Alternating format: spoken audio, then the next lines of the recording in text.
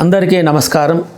మరి ఈరోజు కార్తీక మాస పురాణ పారాయణం విశేషంలో 18వ రోజు పారాయణం మనం తెలుసుకుందాం. ఈరోజు ఈ యొక్క పారాయణంలో పంచమాధ్యాయం గురించి మనం తెలుసుకోబోతున్నాం.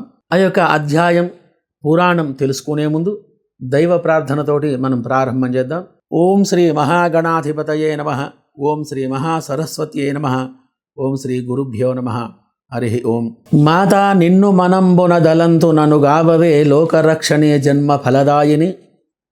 నన్ను కావవే జనని రక్షింపవే సర్వ సభాస్థలిన్ కూటమున్ జన మధ్యంబునన్. తెలిసో తెలియక నీ కథల్ శివ విష్ణు కథాపురాణ పఠనముల్ చెప్పబూనితిన్. నా వాక్కున నుదయించవమ్మ మాత సంరక్షిణి వాగ్దేవత నమస్సులర్పించదన్.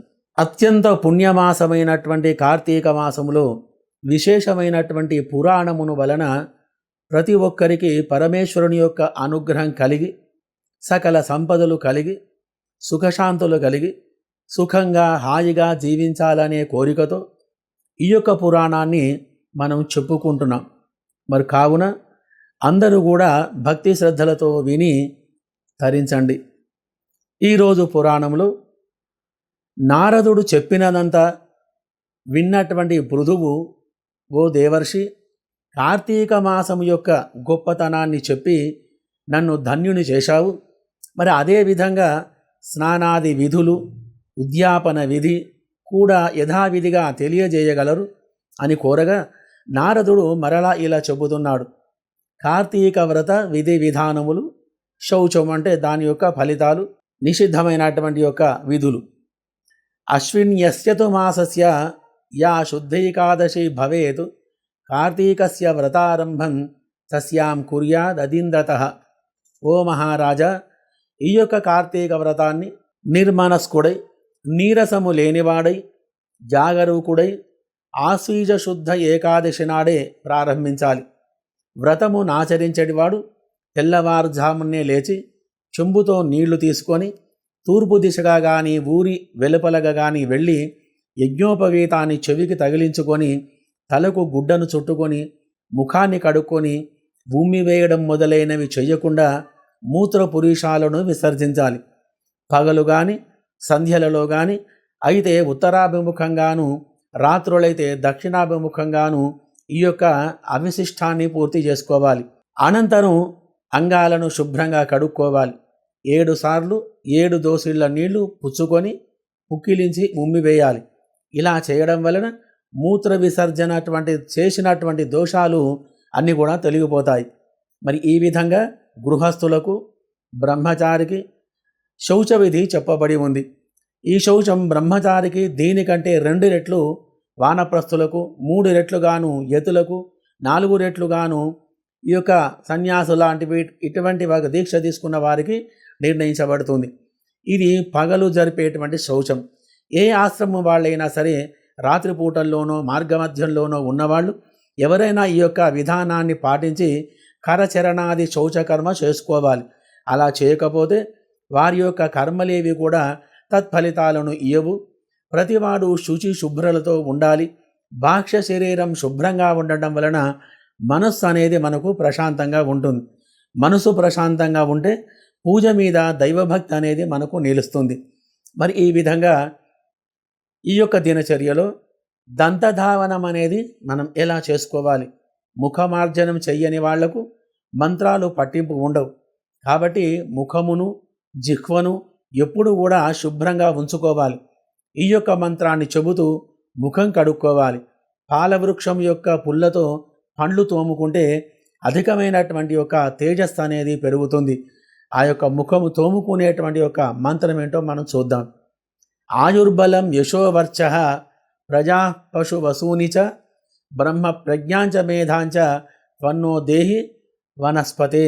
ఈ యొక్క వనస్పతి అధర్వణ వేదములోంచి ఉంది కాబట్టి ఈ యొక్క వనస్పతి యొక్క మంత్రాన్ని పఠించి ఈ యొక్క ముఖము కడుక్కున్నందువల్ల తద్వారా మనకు శరీరం యొక్క తేజస్సు అనేది మనకు పెరుగుతుంది.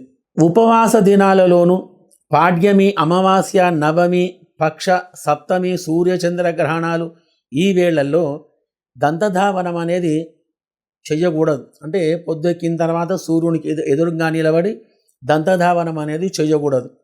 ముళ్ళ చెట్టు, ప్రత్తి, వావి, మోదుగ, మర్రి, ఆముదం ఈ చెట్ల యొక్క పుల్లలతో దంతధావనం చేసుకోకూడదు. అలా చేసుకున్నట్టయితే ఈ యొక్క ధాతువులన్నీ కూడా విషప్రదాతము చెంది అనవసరంగా అనారోగ్యానికి గురి కావలసి వస్తుంది. దంతధావనం తర్వాత భక్తి నిర్మల బుద్ధి కలవాడై గంధ పుష్ప తాంబూలాలను గ్రహించి శివాలయానికి కానీ విష్ణువాలయానికి కానీ వెళ్ళి అక్కడి దేవతలకు అర్ఘ్యపాద్యాది ఉపచారాలను ఆచరించి స్తోత్రముల చేత నృత్య గీతాలతోటి పూజించి సేవలను చెయ్యాలి. దేవాలయాలో కానీ గాయకులు, నర్తకులు, తాళ మృదంగాది వాద్య విశేష విద్వాంసులు వీళ్ళందరినీ విష్ణుస్వరూపులుగా భావించి పుష్పతాంబూలాలతో వారిని సత్కరించాలి. కృతయుగంలో యజ్ఞం, ద్వాపరంలో దానం భగవత్ ప్రీతికరాలు కాగా ఈ యొక్క కలియుగంలో భక్తియుక్తమైనటువంటి సంకీర్తన వల్లనే మోక్షం అనేది మనకు కలుగుతుంది. ఆ భగవంతునికి సంతసాన్ని కలిగిస్తుంది.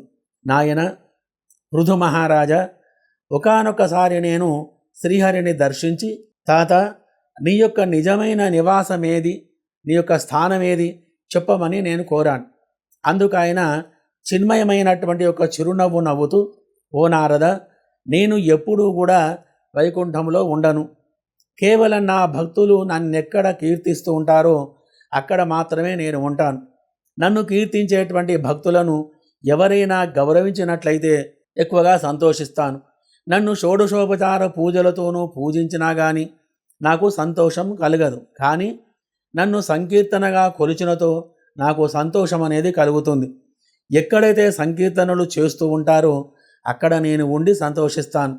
మరి ఎవరైతే నా పురాణ గాథలను, నా భక్తుల కీర్తనలను విని ఎక్కువగా నిందిస్తారో, నన్ను నిందిస్తూ ఉంటారో వాళ్ళే నాకు శత్రువులు అవుతున్నారు. అటువంటి యొక్క శత్రువులను నేను ఊరికే వదిలిపెట్టను. అటువంటి వాళ్లకు జీవన్మోక్షము కలగదు అని చెప్పాడు. మరి కావున హరిహరులను ఎప్పుడు కూడా నిందించకూడదు. ఎక్కడైనా సత్సంగం జరుగుతుందో అక్కడ కాసేపు కూర్చొని అక్కడ చెప్పేటువంటి పురాణ గాథలను విని నీకు తోచిన దానం చేసుకుని రావాలి. దానివలన పరమేశ్వరుని యొక్క అనుగ్రహం వలన పాపాలన్నీ తొలగిపోయి జన్మ ధన్యమవుతుంది. ఈ విధంగా విష్ణుమూర్తికి నారద మహామునికి జరిగినటువంటి ఒక సంభాషణలో విష్ణుమూర్తి ఎక్కడ ఉంటే సంతోషంతో ఉంటాడు, ఆయనకు ఏమి చేస్తే ప్రీతికరం, ఆయనతో మనకు అనుగ్రహం కలగాలంటే మనం ఎలా ఉండాలి అనేటువంటి విషయం మనం నారదుడు వల్ల మనకు తెలుస్తూ ఉన్నాయి. ఓ రాజా, విష్ణుమూర్తి యొక్క ఆరాధన చేసేటప్పుడు ఈ యొక్క తప్పులు ఎప్పటికీ కూడా చేయకూడదు. ఈ యొక్క పుష్పాలతో పూజ చేయకూడదు. ఆ యొక్క పుష్పాలు ఏమిటి? దిర్శన పువ్వులు, ఉమ్మెత్త, గిరిమల్లి, మల్లి, బూరుగ, జిల్లేడు, కొండగోగు వీటి పుష్పాలు కానీ తెల్లటి అక్షతలు కానీ విష్ణువును పూజించడకు పనికిరావు. అదేవిధంగా జపాకుసుమాలు, ముల్ల పుష్పాలు, దిర్శన పువ్వులు, బండి గురివింద, మాలతీ పుష్పాలు ఇవి ఈశ్వరుని పూజించేందుకు పనికిరావు. ఎవరైతే సిరి సంపదలు కావాలని కోరుకుంటున్నారో అటువంటి వాళ్ళు తులసీ దళాలతో వినాయకుడిని, గరికతో దుర్గాదేవిని, అవిసె పువ్వులతో సూర్యుణ్ణి పూజించకూడదు. దానివలన ఎక్కువగా ఇబ్బంది అనేది మనకు కలిగిస్తుంది.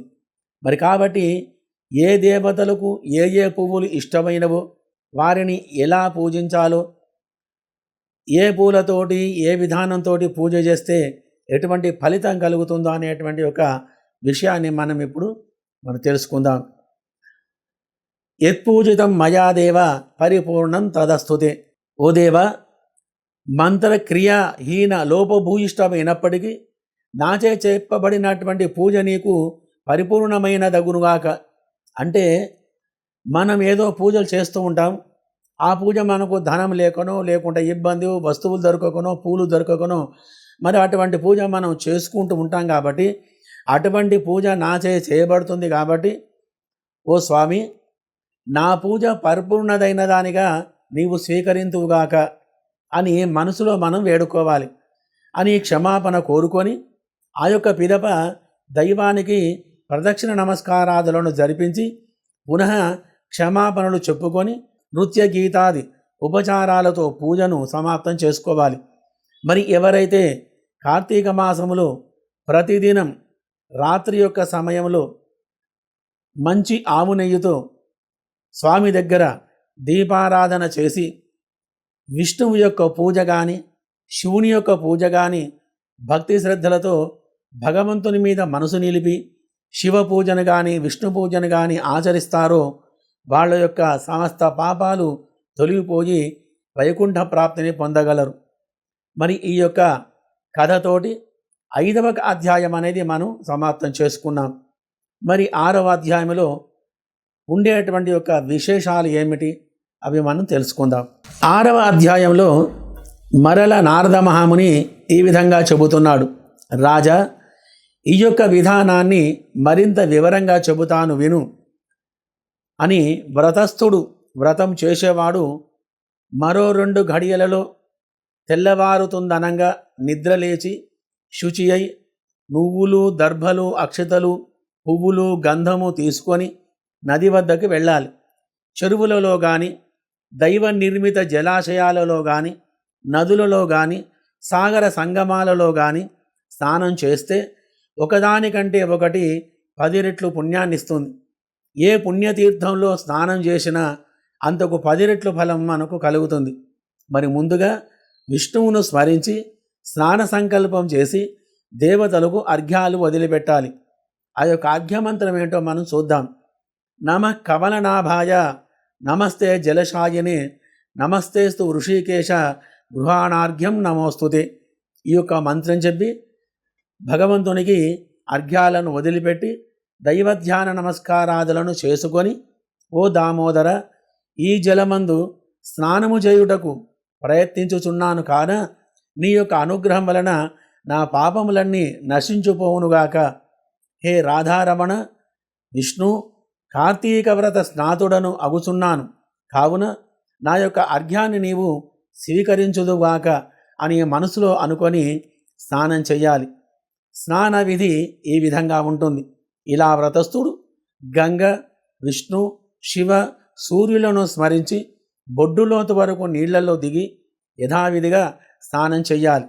గృహస్థులు ఉసిరిక పప్పు నువ్వుల చూర్ణముతోను యతులు తులసి యొక్క మొదలి మన్నుతోనూ స్నానం చెయ్యాలి. విధియ, సప్తమి, దశమి, త్రయోదశి, అమావాస్య ఈ 6 తిథులలోనూ నువ్వులతోనూ ఉసిరి పండ్లతోనూ స్నానం చేయకూడదు. అలా చేసినందువలన శరీరం యొక్క అవస్థలు ఏర్పడగలవు. ముందుగా శరీర శుద్ధికి స్నానం చేసి ఆ తరువాతనే మంత్రస్నానం అనేది చెయ్యాలి. స్త్రీలు మరియు పురుషులు పురాణోక్త మంత్రాలతోనే స్నానం చేయవలసి వస్తుంది. భక్తి గలవాడి దేవకార్యార్థం త్రిమూర్త్యామకు నామకుడై భక్తి గలవాడు దేవకార్యార్థం త్రిమూర్తి యొక్క కామకుడై అంటే త్రిమూర్తుల యందు మనసు గలవాడై మనసులో వాళ్లను స్మరించి ఈ విధంగా తలుసుకోవాలి. ఆ విష్ణువు నన్ను స్నానము చే పవిత్రుని చేయుగాక. విష్ణుమూర్తి ఆజ్ఞాపరులైనటువంటి ఇంద్రాది సమస్త దేవతలు నన్ను పవిత్రుని చేయుదురుగాక. రహోయజ్ఞ మంత్రోబీజ సంయుతాలైన వేదాలు మరియు వశిష్ఠ కశ్యపాది ముని వరులు నన్ను పవిత్రునిగా చేయుదురుగాక. గంగాది సర్వనదులు, తీర్థాలు, జలధారలు, నదులు, సప్తసాగరాలు, ప్రవాహాలు నన్ను పవిత్రుని చేయుదురుగాక. ముల్లోకాలలోనూ కలటువంటి అరుంధత్యాది పతివ్రతామ తల్లులు, యక్ష సిద్ధ గరుడాదులు, ఓషధులు, పర్వతాలు నన్ను పవిత్రుని చేయుదురుగాక అని సర్వదేవతలు నా యందు అనుగ్రహం కలిగి ఉందురుగాక అని సంకల్పము చేసుకొని ఉపరి మంత్రయుక్తంగా స్నానము చేసి చేతి యందు పవిత్రాన్ని ధరించి దేవఋషి పితృతర్పణాలను విధిగా చెయ్యాలి. కార్తీక మాసంలో పితృతర్పణ పూర్వకంగా ఎన్ని నువ్వులైతే విడవబడుతున్నాయో అన్ని సంవత్సరముల పాటు పితృదేవతలు స్వర్గంలో నివసిస్తూ ఉంటారు. ఆ తర్పణానంతరం నీటి నుండి తీరానికి చేరి ప్రాతకాల అనుష్ఠానము, సంధ్యావందనాది కార్యక్రమాలను కూడా నెరవేర్చుకొని విష్ణు పూజ చేయాలి. విధవ అర్ఘ్యమంత్రం ప్రతిపత్ కార్తీక మాసే స్నాతస్య విధినామమ గృహాణార్ఘ్యం మయా దత్తం రాధయా సహితో హరే. అంటే ప్రతి ఒక్క కార్తీక మాసములో నేను స్నానం చేసినటువంటి యొక్క అర్ఘ్యాలను శ్రీహరికి చందునుగాక అనేటువంటి ఒక మంత్రం అర్థం ఈ మంత్రం చెప్పి అనేటువంటి ఒక మంత్రంతో గంధ పుష్ప ఫలాలతో కూడినటువంటి అర్ఘ్యాన్ని క్షేత్ర తీర్థ దైవతాలను స్మరించి సమర్పించాలి. అనంతరం వేదపారీణులైన బ్రాహ్మణులకు భక్తిపూర్వకంగా గంధ తాంబూలాదులిచ్చి పూజించి నమస్కరించాలి. అలా పూజించేటప్పుడు తీర్థాన్ని దక్షిణే పాదే వేదాంస్త సుఖమాశ్రితా సర్వాంగేష్వాశ్రితా దేవా పూజితో సముదర్చయ. కుడి పాదమందు సర్వతీర్థములు, ముఖమందు చతుర్వేదములు, అభయముల యందు సర్వదేవతలతో అలరారేటువంటి యొక్క ఈ బ్రాహ్మణ పూజ వలన పవిత్రుడను అగుసున్నాను అని అనుకోవాలి.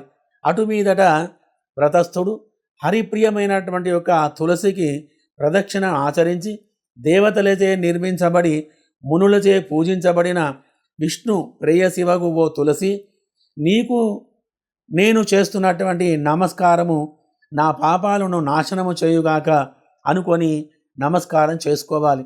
తదుపరి స్థిరబుద్ధి కలవాడై హరికథ పురాణ శ్రవణాదులతో పాల్గొనాలి. మరి కావున ఈ విధంగా చెప్పింది చెప్పినట్లుగా ఏ భక్తుడైతే ఆచరిస్తారో వాళ్ళు తప్పనిసరిగా దేవలోకాన్ని పొందుతారు. సమస్త రోగహారకము, పాపమారకము, సద్బుద్ధిదాయకము, పుత్ర పౌత్ర ధనప్రదము, ముక్తికారకము, విష్ణు ప్రీతికరము అయినటువంటి కార్తీక వ్రతాన్ని మించింది కలియుగంలో మరొకటి లేదు. కనుక ఈ యొక్క కార్తీక వ్రతాన్ని స్నానాలను ఆచరించి భగవత్ కృపకు పాత్రులు కాగలరు. మరి చూశారు కదా, ఈ యొక్క పురాణములో ఆసక్తికరమైనటువంటి విషయాలు ఎన్నో మనం తెలుసుకున్నాం. మరిన్ని మంచి విషయాలు 19వ రోజు చెప్పుకునేటువంటి ఒక పారాయణములో మనం విందాం. మరియు ఈరోజు నిషిద్ధమైనటువంటి వస్తువులు ఉసిరికాయలను తినకూడదు. మరి దానం ఏం చేయాలి? పులిహోర, అట్లు, బెల్లం మరియు మీకు ఇష్టమైనటువంటివి. మరి పూజించాల్సినటువంటి దైవం ఏమిటి? గౌరీదేవిని ఇష్టంగా పూజించాలి. మరి జపించాల్సినటువంటి ఒక మంత్రం ఓం గగ గగ గౌర్యై నమ స్వాహ. మరి ఫలితం ఏమిటి? అఖండ ఐశ్వర్యము, కీర్తి, ప్రతిష్టలు కలుగుతాయి. మరి ఈ యొక్క కార్తీక మాసంలో ఇటువంటి యొక్క పుణ్య విశేషమైనటువంటి యొక్క ఫలితాలు మనం తెలుసుకున్నాం. వాటి యొక్క గుణగణాలు, కార్తీక మాసంలో స్నానము చేస్తే ఎటువంటి యొక్క ఫలితాలు కలుగుతాయి అనేటువంటి విషయాలన్నీ కూడా మనం చెప్పుకున్నాం కదా. మరి ఇటువంటి యొక్క విషయాలు మరొక రోజు మనం కార్తీక పురాణంలో మంచి కథతోటి మనం వద్దాం. అంతవరకు సెలవు.